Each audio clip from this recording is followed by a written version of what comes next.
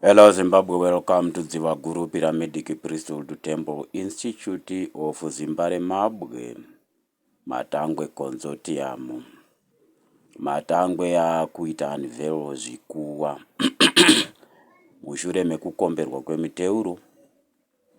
Matangwe akarayirwa kuti achita unveil national altars.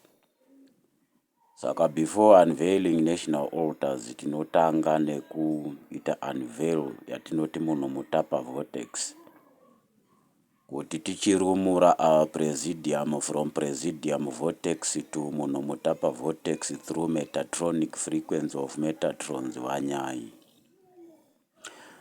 Inoki Mhindu Dzapasi Chaminuka, Elijah Gurundoro Mbare, Elia Kagui Murenga ndo wakasiya isa presidium yedu mu vortex ndokubva valoka that vortex 2017 after the Madziva Gora event to the effect of Murambwe coronation.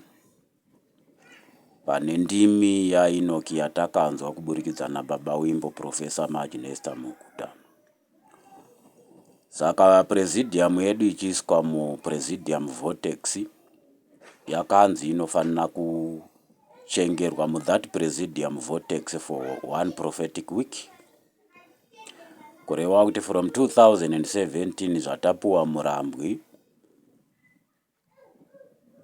padare rana Gurundoro of the Cat family, one prophetic week yakapera gore rapera 2025. Saka taakuchivhura zvino the presidium vortex tichishandisa vakunda wepresidium. Tina manjenjenje ndiye achazarurira the vortex of Murambwe.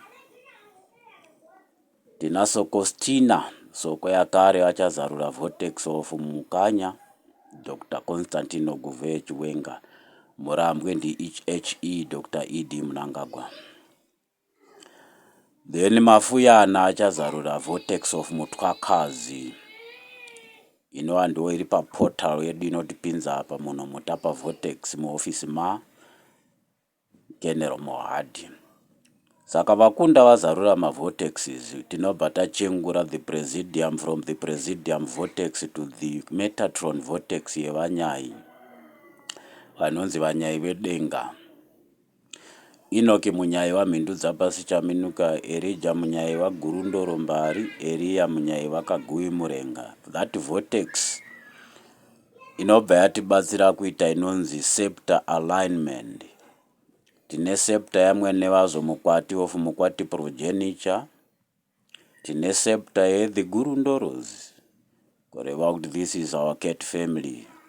Kuno ndo kunobva Murambwe Dr. E.D. Mnangagwa, Mukwati progeniture ichitipa Dr. Constantino Guve Chiwenga. The portal of peace, reconciliation and repatriations, the portal of Mutwakazi inotipawo General Mohad VP.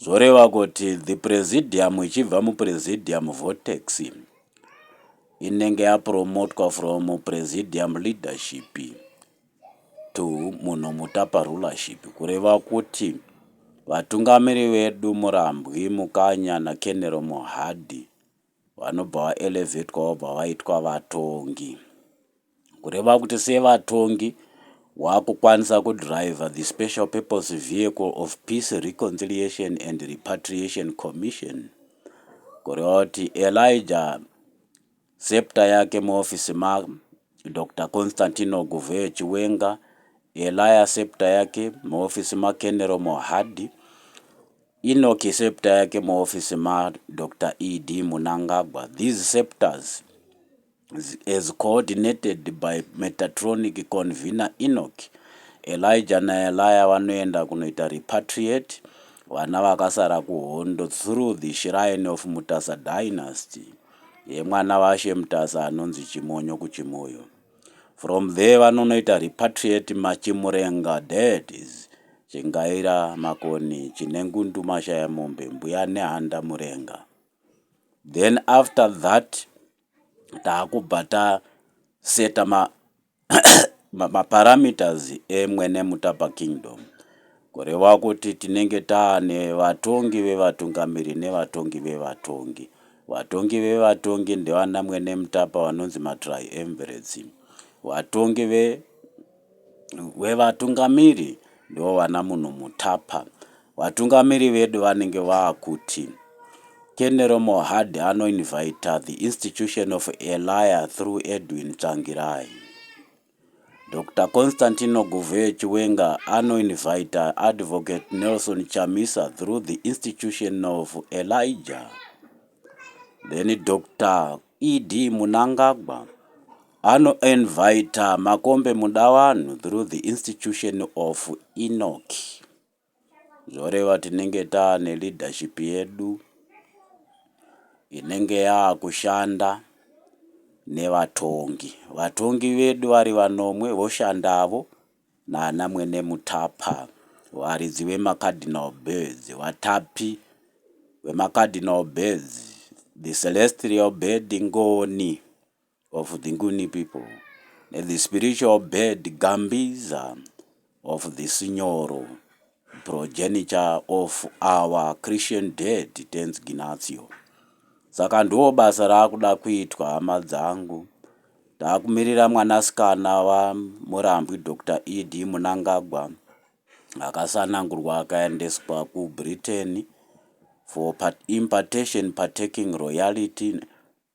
Saka as I speak now, mwanasikana iye Chiota Manjenjenje akapuhwa franchise ya Queen Elizabeth kuti anoestablisha Mashonaland Queen's Chamber muMashonaland, kureva kuti makorokoto Ishe Chiota mwanasikana wenyu akagadzwa chiremba chavamambo, kureva kuti she now has Queen Elizabeth franchise, kureva kuti anenge akutonga muQueen Elizabeth corridor of portals from Mazoe to Manize. Saka zvakamira sokudaro, Sokostina anenge achizarurawo Zambarare guta ramatenga vortex for Dr. Constantino Guvea Chiwenga.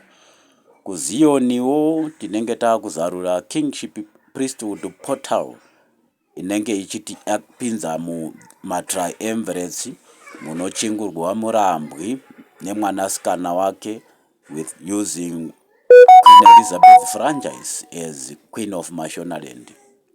Kureva kuti tinoendawo zvakare the institution of Mutwakazi Mafuyana unozarura Zambare for Kenero Mohadi, kureva kuti tinenge taakubva zarura maportals nemaoffices edu Peace, Reconciliation and Repatriation Commission Special Purpose Vehicle in the Office of the Atonement, Office of the Purgatory, Office for Reconciliation, Office for Reintegration, Office for Reorientation.